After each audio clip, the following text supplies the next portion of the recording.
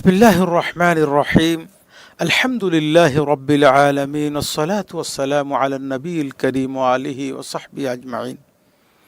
শুরু হচ্ছে রমাদান বিষয়ক আলোচনার 49তম আসর। বিষয় ফি গাজওয়াতে ফাতহে মক্কা শাররাফাহা আল্লাহু আযজা ওয়া জাল্লা। মক্কা বিজয় সম্পর্কে, যে মক্কা বিজয়কে আল্লাহ রাব্বুল আলামিন সম্মানিত করেছিলেন, মহিমান্বিত করেছিলেন। সমস্ত প্রশংসা সে আল্লাহর জন্য, যিনি প্রতিটি বস্তু সৃষ্টি করেছেন এবং তার পরিমাণ নির্ধারণ করেছেন। তিনি প্রত্যেক সৃষ্টির প্রত্যাবর্তন স্থল ও নির্গমন স্থল জানেন। তিনি লৌহে মাহফুজে যা ইচ্ছে করেছেন তা লিপিবদ্ধ করেছেন। তিনি যা অগ্রগণ্য করেছেন তা কেউ পিছিয়ে দিতে পারবে না, আর যা পিছিয়ে দিয়েছেন তা কেউ এগিয়ে আনতে পারে না। তিনি যাকে অপমানিত করেছেন তার সাহায্যকারী কেউ নেই, আর যাকে সাহায্য করেছেন তাকে অপমানিত করারও কেউ নেই। তিনি এককভাবে রাজত্ব, চিরস্থায়ী সম্মান ও মহত্বের অধিকারী। যে কেউ তার সাথে প্রতিদ্বন্দ্বিতা করলে তিনি তাকে পরাস্ত করেন। তিনি এক ও অদ্বিতীয় পালনকর্তা, যার প্রয়োজন নেই। তিনি যা সৃষ্টি করেছেন তার কোনো শরিক নেই তার সাথে। তিনি চিরঞ্জীব, সকলকে ধারণকারী। তার সৃষ্টির বিষয়াদি পরিচালনায় তিনি কতই না শক্তিশালী। তিনি সর্বজ্ঞ, সর্ববিষয়ে ওয়াকিফ হাল। বান্দা যা গোপন করে অন্তরে রাখে তার সব কিছু তার কাছে সুস্পষ্ট। তার অবারিত অনুগ্রহ সহজীকরণের জন্য আমি তার প্রশংসা করি। আমি সাক্ষ্য দিচ্ছি যে আল্লাহ তাআলা কোনো সত্য ইলাহ নেই, তিনি একক, তার কোনো শরিক নেই। তিনি পাপীর তওবা কবুল করেন, ক্ষমা করেন, মার্জনা করেন। আমি সাক্ষ্য দিচ্ছি যে মুহাম্মদ সাল্লাল্লাহু আলাইহি ওয়াসাল্লাম তার বান্দা ও রাসূল, যার মাধ্যমে তিনি হেদায়েতের পথ সুস্পষ্ট করেছেন ও আলোকিত করেছেন, যার মাধ্যমে শিরকের অন্ধকার দূর করেছেন, অপসারণ করেছেন, যার মাধ্যমে তিনি মক্কা বিজয় করেছেন এবং বাইতুল্লাহ থেকে মূর্তিগুলো অপসারণ করে তা পবিত্র করেছেন। আল্লাহ রাব্বুল আলামিন তার উপর, তার মহান নেককার পরিবার পরিজন ও সাহাবীদের উপর রহমত বর্ষণ করুন। আর যারা সদাচারের সাথে তাদের অনুসরণ করেছেন তাদের উপর রহমত বর্ষণ করুন কিয়ামত পর্যন্ত। সম্মানিত ভাইয়েরা, এই পবিত্র মাসে যেমন বদরের যুদ্ধ সংগঠিত হয়েছিল, যাতে ইসলাম বিজয়ী হয়েছিল এবং তার মিনার উঁচু হয়েছিল, তেমনি এই মাসেই হিজরি 8ম সালে মক্কা মুকাররমা বিজয় সংগঠিত হয়েছিল। আল্লাহ এই মহান বিজয়ের মাধ্যমে শহরকে নিকৃষ্ট শিরক থেকে মুক্ত করেছিলেন। এটি ইসলামী শহরে পরিণত হয়েছিল, যেখানে তৌহিদ শিরকের স্থান দখল করেছে, ঈমান কুফরের স্থান দখল করেছে, ইসলাম অহংকারের স্থান দখল করেছে। অর্থাৎ সেখানে একক পরাক্রমশালী আল্লাহর ওয়াহদানিয়ত, আল্লাহর রাজত্ব তৈরি হয়েছে। আল্লাহর তৌহিদবাদীদের শক্তি বৃদ্ধি পেয়েছে। যেখানে শিরকের মূর্তিগুলো ভেঙে ফেলা হয়েছে, এরপর আর কখনো সেগুলো সংস্কার করা হয়নি।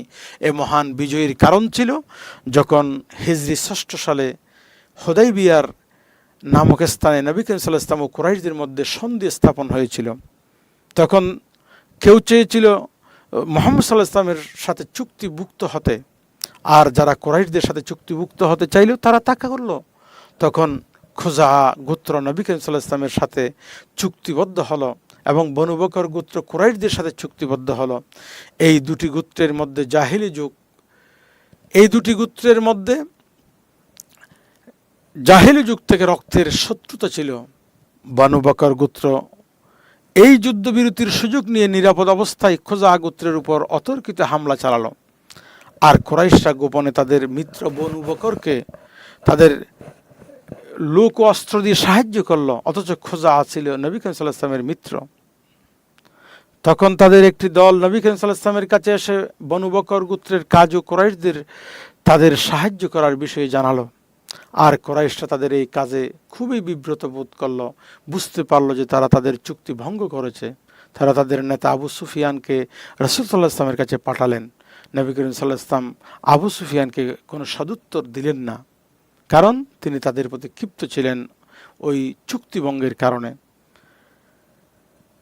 আবু সুফিয়ান আবু বকর রাদিয়াল্লাহু তাআলা আনহু, ওমর রাদিয়াল্লাহু তাআলা আনহুকে বললেন যাতে তারা রাসূল সাল্লাল্লাহু আলাইহি ওয়াসাল্লামের কাছে তার জন্য সুপারিশ করে, কিন্তু সফল হলো না। হযরত আলীর কাছে বললেন, সেখানেও সফল হলো না। আবু সুফিয়ান তাই করলেন। তারপর তিনি মক্কায় ফিরে গেলে কুরাইশরা তাকে জিজ্ঞেস করলেন কোন সন্ধান নিয়ে এসেছেন বা কোন ফল নিয়ে এসেছেন। তিনি বললেন, আমি মুহাম্মদের কাছে গিয়ে বলেছি, আল্লাহর শপথ তিনি আমার কোনো কথার জবাব দেননি। তারপর তিনি প্রায় 10,000 যোদ্ধা নিয়ে মদিনা থেকে বের হলেন।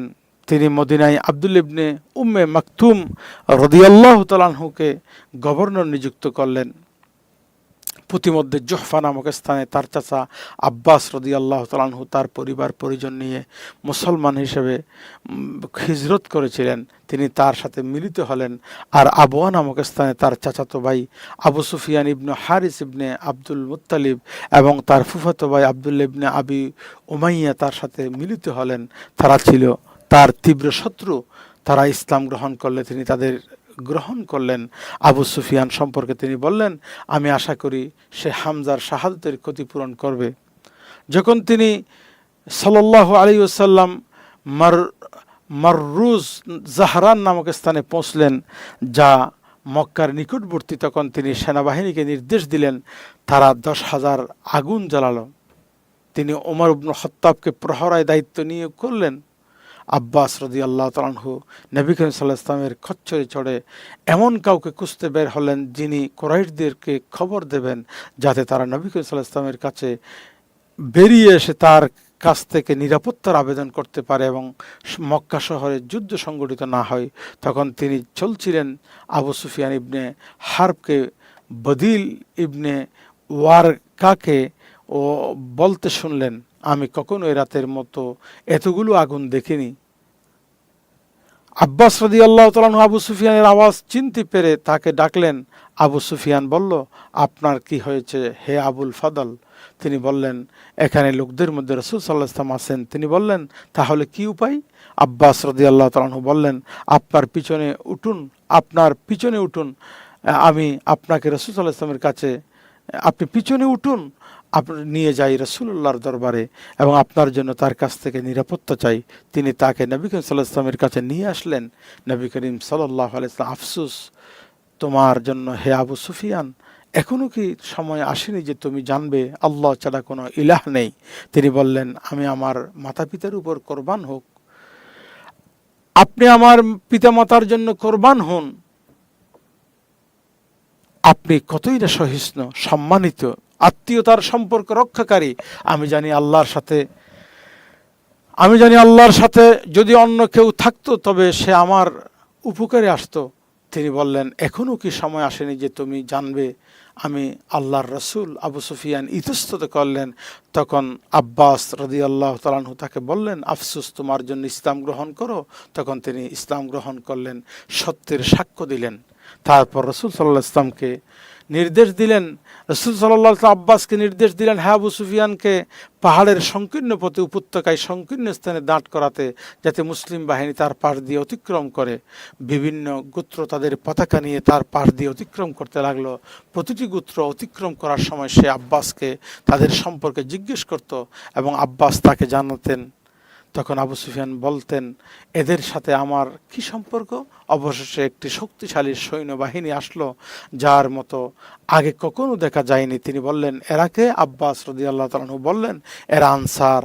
তাদের নেতৃত্বে আছেন সাদ ইবনে উবাদা রাদিয়াল্লাহু তাআলা আনহু, তার হাতেই পতাকা। যখন সাদ রাদিয়াল্লাহু তাআলা আনহু তার পাশ দিয়ে অতিক্রম করলেন, তখন তিনি বললেন, হে আবু সুফিয়ান, আজ হলো প্রচণ্ড যুদ্ধের দিন, আজ কাবাকে হালাল গণ্য করা হবে। তারপর এই সৈন্যবাহিনী আসলো, যা ছিল সবচেয়ে ছোট কিন্তু সর্বাধিক মর্যাদাবান। তাদের মধ্যেই ছিলেন রাসূল সাল্লাল্লাহু আলাইহি ওয়াসাল্লাম এবং তার সাহাবীগণ। পতাকা ছিল জুবাইর ইবনে আওয়াম রাদিয়াল্লাহু তাআলা আনহুর হাতে। তারপর তিনি অগ্রসর হলেন এবং নির্দেশ দিলেন তার পতাকা হাজুনে গাড়া হোক। তারপর তিনি বিজয়ী, সম্মানিত, সাহায্যপ্রাপ্ত হিসেবে মক্কায় প্রবেশ করলেন। তিনি আল্লাহ তাআলার জন্য বিনয়ী, নতজানু হয়ে তার মাথা এমনভাবে নিচু করলেন যে তার কপাল প্রায় সওয়ারের জিন স্পর্শ করেছিল। তিনি পাঠ করতেছিলেন, ক্বালাল্লাহু সুবহানাহু ওয়া তাআলা, নিশ্চয়ই আমরা আপনার জন্য একটি সুস্পষ্ট বিজয় দান করেছি। এবং তিনি তা বারবার আবৃত্তি করতেছিলেন। তিনি সাল্লাল্লাহু আলাইহি ওয়াসাল্লাম একটি সৈন্যবাহিনীর ডান পাশে খালিদ ইবনে ওয়ালিদ রাদিয়াল্লাহু তাআলা আনহু এবং বাম পাশে জুবাইর ইবনে আওয়াম রাদিয়াল্লাহু তাআলা আনহুকে প্রেরণ করলেন এবং বললেন, যে মসজিদে প্রবেশ করবে সে নিরাপদ, যে আবু সুফিয়ানের বাড়িতে প্রবেশ করবে সে নিরাপদ, যে তার ঘরে প্রবেশ করে দরজা বন্ধ করে দিবে সে নিরাপদ। তারপর রাসূল সাল্লাল্লাহু আলাইহি ওয়াসাল্লাম অগ্রসর হয়ে মসজিদে হারামে পৌঁছলেন এবং তার সাওয়ারির উপর বসেই তাওয়াফ করলেন। কাবাঘরের চারপাশে ৩৬০টি মূর্তি ছিল। তিনি সাল্লাল্লাহু আলাইহি ওয়াসাল্লাম তার হাতে থাকা ধনুক দিয়ে সেগুলোকে আঘাত করতে লাগলেন এবং বলতে লাগলেন, সত্য এসেছে, মিথ্যা বিলুপ্ত হয়েছে, নিশ্চয়ই মিথ্যা বিলুপ্ত হওয়ারই ছিল। সত্য এসেছে, মিথ্যা আর সূচনা করতে পারে না, পুনরাবৃত্তিও করতে পারে না। মূর্তিগুলো মুখ তুবড়ে পড়তে লাগলো। তারপর তিনি সাল্লাল্লাহু আলাইহি ওয়াসাল্লাম কাবায় প্রবেশ করলেন, সেখানে কিছু ছবি দেখতে পেলেন এবং সেগুলো মুছে ফেলার নির্দেশ দিলেন। তারপর সেখানে সালাত আদায় করলেন। সালাত শেষে তিনি কাবার মধ্যে ঘুরলেন, তার বিভিন্ন কোণে তাকবীর দিলেন, আল্লাহ তাআলার তাওহীদ তথা একত্ববাদ ঘোষণা করলেন। তারপর তিনি কাবার দরজায় দাঁড়ালেন। নিচে কুরাইশরা অপেক্ষা করছিল, তিনি কি করবেন। তিনি দরজার দুপাশে খুঁটি ধরে বললেন, আল্লাহ ছাড়া কোনো ইলাহ নেই, তিনি একক, তার কোনো শরিক নেই, তারই সকল রাজত্ব, তারই সকল প্রশংসা এবং তিনি সব কিছুর উপর ক্ষমতাবান। তিনি তার প্রতিশ্রুতি সত্য করেছেন, তার বান্দাকে সাহায্য করেছেন এবং একাই সব শত্রু জোটকে পরাজিত করেছেন। হে কুরাইশ সম্প্রদায়, আল্লাহ জাহেলিয়াতের অহংকার ও পূর্বপুরুষদের মাধ্যমে বড়াই করা তোমাদের থেকে দূর করেছেন। সমস্ত মানুষ আদম থেকে, আর আদম আলাইহিস সালাতু ওয়াস সালাম মাটি থেকে সৃষ্ট। হে মানুষ, আমরা তোমাদেরকে এক পুরুষ ও এক নারী থেকে সৃষ্টি করেছি এবং তোমাদের বিভিন্ন জাতি ও গোত্রে বিভক্ত করেছি, যাতে তোমরা পরস্পরকে চিনতে পারো। নিশ্চয়ই আল্লাহর নিকট তোমাদের মধ্যে সে ব্যক্তি সর্বাধিক মর্যাদাবান, যে সর্বাধিক তাকওয়াবান। নিশ্চয়ই আল্লাহ সর্বজ্ঞ, সর্ববিষয়ে অবগত। হে কুরাইশ সম্প্রদায়, তোমরা কি মনে করো আমি তোমাদের সাথে কি করব? তারা বলল, ভালো কাজ, আপনি মহানুভব, তাই আপনি মহানুভব ভাই, তাই আপনি আমাদের সাথে ভালো সদ্ব্যবহার করবেন। তিনি বললেন, তাহলে আমি তোমাদেরকে সে কথাই বলছি যা ইউসুফ আলাইহিস সালাতু ওয়াস সালাম তার ভাইদেরকে বলেছিলেন, আজ তোমাদের জন্য কোনো তিরস্কার নেই, আল্লাহ তোমাদেরকে ক্ষমা করবেন, তিনি পরম দয়ালুদের চেয়ে অধিক দয়ালু। তোমরা চলে যাও, তোমরা মুক্ত। মক্কা বিজয়ের দ্বিতীয় দিনে নবী করিম সাল্লাল্লাহু আলাইহি ওয়াসাল্লাম লোকদের সামনে দাঁড়িয়ে বক্তৃতা করলেন। তিনি আল্লাহর প্রশংসা গুণগান করার পর বললেন, নিশ্চয়ই আল্লাহ মক্কাকে হারাম সম্মানিত করেছেন, মানুষ এটা হারাম করেনি। তাই কোনো ব্যক্তির জন্য যারা আল্লাহ তার পরকালে বিশ্বাসী, এখানে রক্তপাত ঘটানো, গাছ কাটা হালাল নয়।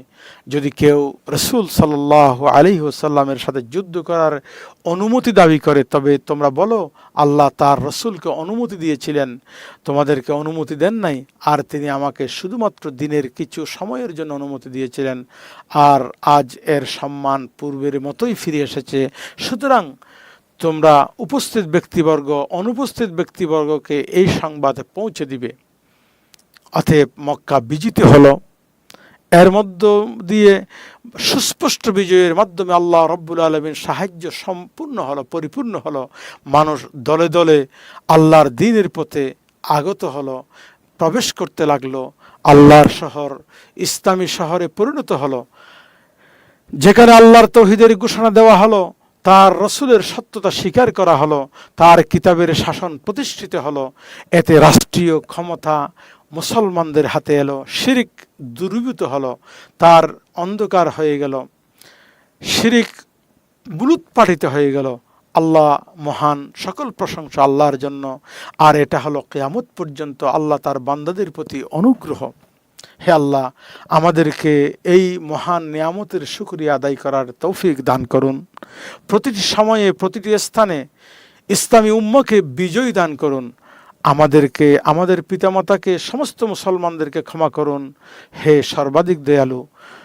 হে আল্লাহ, মুহাম্মদ সাল্লাল্লাহু আলাইহি ওয়াসাল্লাম, তার পরিবার পরিজন, সাহাবায়ে কেরাম, তাবেঈন এবং এ পথের প্রতি কিয়ামত পর্যন্ত সকলকে আপনি রহম করুন। আমিন ইয়া রাব্বাল আলামিন। আজ এ পর্যন্ত। আমাদের পরবর্তী অনুষ্ঠানে আমাদের সাথে থাকার জন্য ধন্যবাদ। আসসালামু আলাইকুম ওয়া রাহমাতুল্লাহি তাআলা ওয়া বারাকাতুহু।